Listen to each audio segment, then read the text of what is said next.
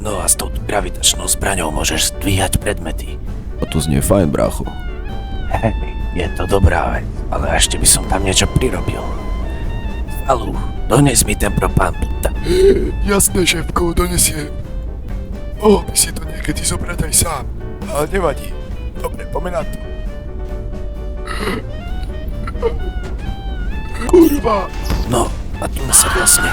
Čo bolo? Neviem, ale znelo to, ako keby chlap letel na plynovej bombe. Á, to je ten nový, on sa zaučal. Ale tak to je tak, keď vyštuduje kaderníka a ide makať do dielne auta opravovať a tuningovať. Týpek riaden to je, hej. Dobre, idem ho ja zatiaľ pohľadať a ty zatiaľ priprav tie repráky, ešte dneska to budeme dávať nuka. Jasné, starý, bude to úplná topovka. No super. Kde ideme teraz nájsť toho frajera? Ma porazí, kurva.